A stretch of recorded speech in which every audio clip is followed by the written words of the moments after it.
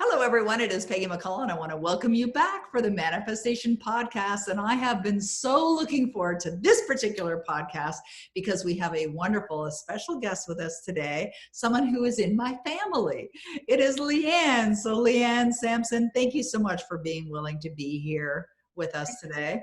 Thanks for you, Peggy, to having me on your podcast. And my mom will be so happy to hear us today talking about her book. Yeah, I have goosebumps even thinking about it because I know for you and just for everyone that's listening, when we set up this podcast, as you can hear, Léanne has a wonderful French accent. She's Canadian and she's like, English isn't my first language, but I know she speaks English great because, well, we wouldn't be having a conversation if she didn't. So we're going to be here inspiring you guys to really follow your dreams, right? And this is really what Léanne's mom did, Nathalie. And she had a dream to write a book, but she moved into action. Now, originally the book had been started to be something else, but ultimately it changed. It actually morphed into something a little different, something that is beautiful. It's a gift. It's a gift that Léanne is experiencing in her life. So let's just dive right in and let's start with Léanne, what really inspired your mom to write this book? By the way, the book is called Chapeau Bleu. Yeah. And Aide Sociale à Vivre. And so what inspired her to write this book in the first place? Well, my mom had been a psychotherapist for several years, and she very loved her job. And she had long been interested in human and the request of violence.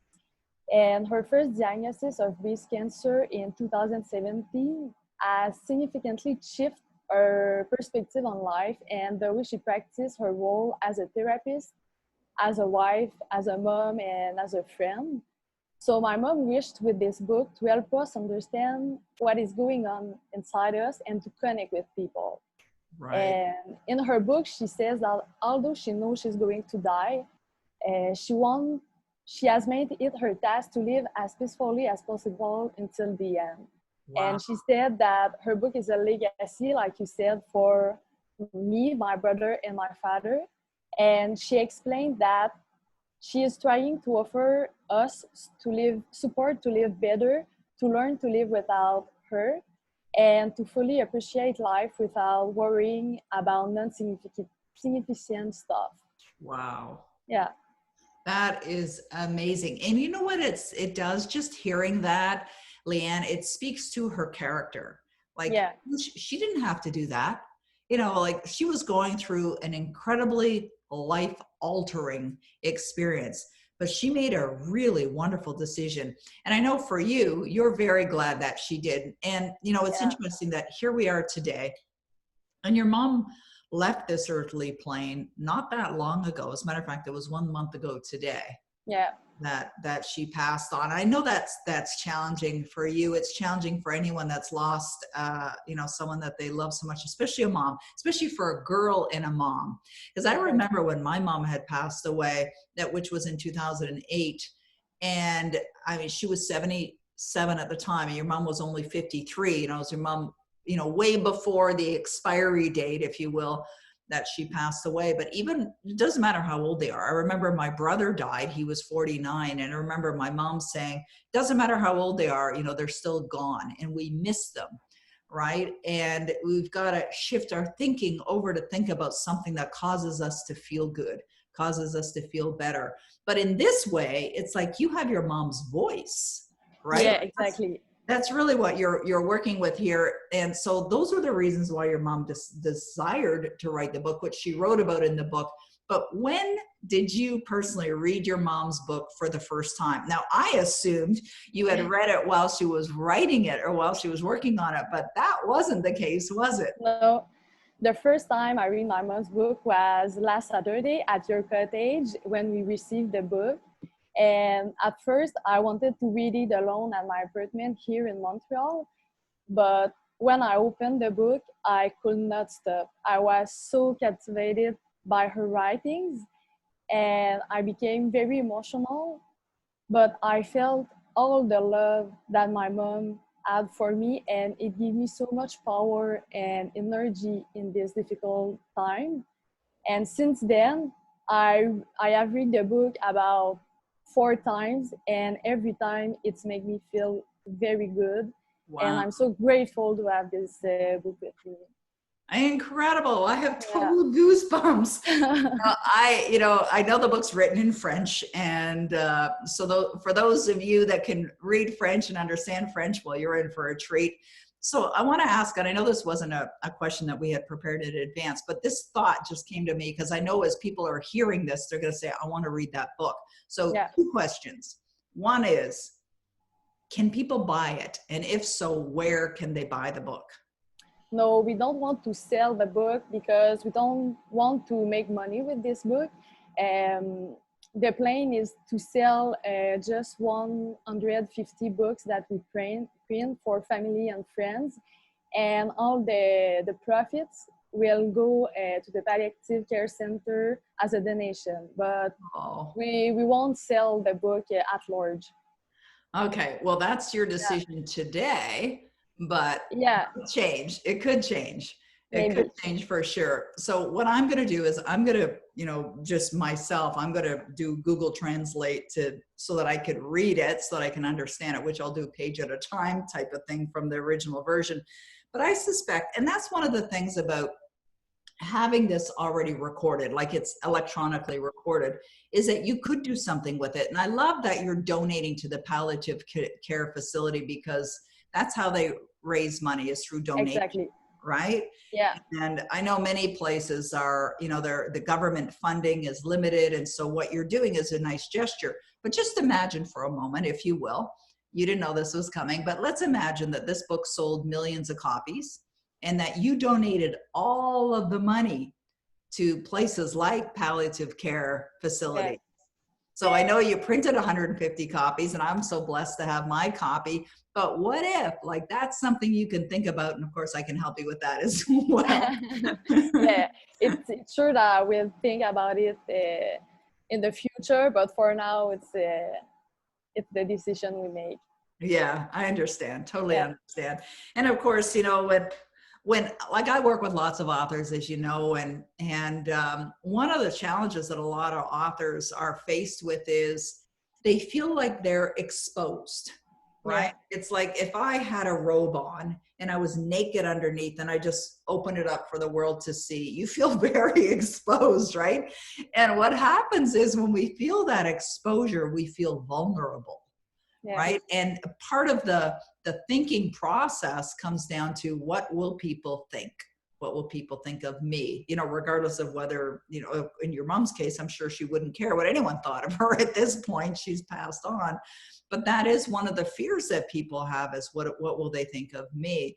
And I know when I wrote my book, Your Destiny Switch, as an example, I remember writing about the experience that I went through as a teenager, being suicidal and drinking like crazy to the point of, passing out. I wasn't like an alcoholic, like I couldn't live without alcohol, but I was definitely, if I go out and party, sometimes I go overboard and then be embarrassed, by things that I did. But I remember working with my literary agent, and she had said to me, write about it, because it'll help people understand where you were at that time in your life and what you went through. Mm-hmm. And when we think about what your mom wrote about in Chapeau Bleu, she was given a diagnosis that nobody wants to ever hear. Mm-hmm. And it's something that if you're not given that same diagnosis, how can you understand? You can't, right? You can try. Like when my brother died, he was 49. He died of cancer. He got cancer in the esophagus, and it ended up spreading everywhere in his body. And he died about 1.5 years after his diagnosis. He didn't want to die. And I remember him saying to me, we're on the phone after he received his diagnosis, and he said, asked him, I said, what did the doctor say as far as your chances are concerned? And he said, my doctor said that I have a 5% chance. So it's like, hold on tight to that, right? Grab a hold of that. But he had accepted his prognosis. He accepted it. And I remember it was about a month before he passed away, and we're sitting in his living room, and he lived in Florida and I lived in Ottawa. And he said to me, he said, I'm at peace with dying. I'm at peace with it. Was your mom at peace? Yeah, Yeah. absolutely. And this is exactly what she said in her book. Ah. Yeah, So her being at peace and me remembering my brother at peace gives us comfort, exactly. right? Yeah, it gives us some kind of comfort as well. So who are the lucky 150 people that are going to get a copy of the book? How do you Uh, decide? family and the friends of my mom. Oh, nice. Yeah, she has had a lot of friends, so yeah. That's sweet. Now, did she make a list of give a book to this person, this person, this person? No, we don't have a list, but it comes naturally that some people ask us to have books, and I'm sure we will sell all the books. Now, has your brother read it yet? No, not yet because he's in Trois-Rivières and I have all the books here in my apartment in Montreal. Okay. But I'm going next weekend to give the books. Oh, nice. So your father, he hasn't read it yet either, right? No, no, Oh boy. Well, that's going yeah, to be quite the experience. yeah. So what do you love most about the fact that your mom wrote this book? What sort of feels good to you? What I like most about the fact that my mom writing her book is that I will be able to continue to learn from her, although she's no longer here. My mom always had the right words to comfort me and to encourage me, and I found that in her book. Wow. Honestly, it was the best gift my mom could give to me because it helps me get through this huge pain. And sometimes I don't know how I'm going to get through it without her. Yes. And when I hear her talking to me through her writings, it's like it's like she's giving me a hug, and her sweetness comes over me, and the book gives me courage. And Beautiful. you know, I said to you last weekend that I never want to stop talking about my mom. Yes. Talking about her makes me feel good. So in this book, we will take back her back in time because she's a part of my story, and my future kids can get to know her through this book. And Yes. it's sure I'm going to keep this book preciously with me for the rest of my life. And in the past, when I was upset or stressed, I would write to my mom. But now I will open her book to find her comfort. Wow. So this book allows me to refocus on the present moment when I need it. And also in this book, we can see her wisdom and intelligence because my mom never stopped developing her mind, and that inspires me to do the same. So, Yeah. yeah. Wow, that is amazing. Oh my goodness, I have total goosebumps. So that reminded me of something, Léanne. When your mom was writing the book, did you feel like she was talking to you directly? Is that what you felt? Yeah. I recognize all the words that she writes in this book. So it's very like I have a conversation with her. And That's yeah, beautiful. I love that so much. You know, I remember a number of years ago, my niece Amy had a best friend, and they had been best friends for all through school. You know, they were just wonderful closeness about them. And her best friend had been diagnosed with cancer, and it was cancer of the womb. And there's certain types of cancers that when you hear that diagnosis, you know, pancreatic or whatever, it can be very, very scary. And she discovered that she had cancer. Actually, it started with skin cancer. She had cancer on her ear. And then I think it may have gone somewhere else. I'm not sure, but she delivered her second child. She was giving birth to her second child, and they discovered she had cancer of the womb. So they removed it right away, and they put her on extensive chemotherapy and radiation, I believe. And she passed away 2 years later. And her daughter, she passed away the day after her daughter's birthday, and her son was 4. Her daughter was 2. And she created video messages yeah, for her children that could be played later on.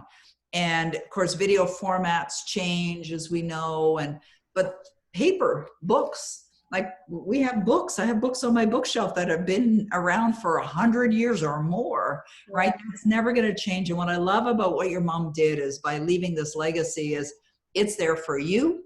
It's there for your children. It's there for their children, right? Exactly. Like my great grandma, wrote this wonderful book, and you get to feel her. And it's a legacy, it's something that's been passed on, for generation after generation after generation. Did this inspire you to maybe think about writing a book yourself? Maybe, yeah, because it's the most beautiful gift my mom gave me. So maybe in the future, yes, of course.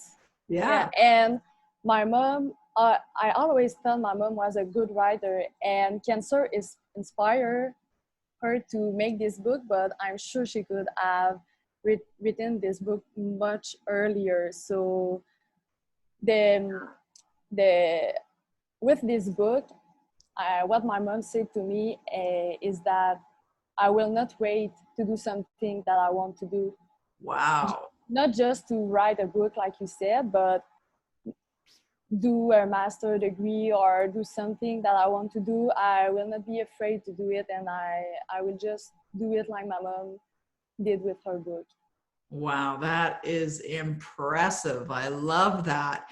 Léanne, you're making wonderful choices. You're really looking at, I know you miss her. I know it's hard as well, but you're looking at the gifts in the experience. And I just want everyone that's listening to this to just feel the inspiration. I'm going to tell you something. In all the podcasts, the interviews, I used to have a radio show years ago. I've never had as many goosebumps during doing an interview as I've had with you. All good, of course, really, really good. So I want to thank you for the courage to be here as well. Is there anything else you want to say or share with everyone that's listening? No, I just want to maybe thank you, Peggy, for having me on your broadcast today, but also Judy Auburn and Dave Fall for the contribution for making my mom's book. And there's also Jessie Tourigny, Nathalie Vachon, and Samuel Vallée, my boyfriend, who worked hard with my mom on these books. And of course, I want to thank my beautiful mom for this wonderful gift. Yeah, that's so sweet. What a beautiful gift. What a great gift. And it's a gift that's going to keep giving, because this podcast is going to be heard from others. Your mom's words, what she's done through you is going to inspire other people. I really want you to pay attention. I think people are going to be listening to this podcast many, many times. They're going to feel the gift. Even though we did it in English and your mom wrote in French, it's still going to impact so many people. I don't think that we're done yet with Chapeau Bleu. I think something bigger, that it's almost like an energy of itself that's going to get bigger and greater and grander, and it's going to bring so much good to the world. So thank you for being willing to do this. I know it was something that was uncomfortable for you for sure, but you did a phenomenal job. I'm so grateful for you. And I appreciate you so much. And I love that your mom wrote this book and brought it out to the world. So I know it's going to bring so much good. So for all our podcast listeners, we really appreciate you. Make sure that you share this with other people. Leave us a 5-star review as well. And make sure you tune in again for another future manifestation podcast. So thank you so much to the listeners. Thank you so much for Léanne. I appreciate all of you. Thank you, Peggy.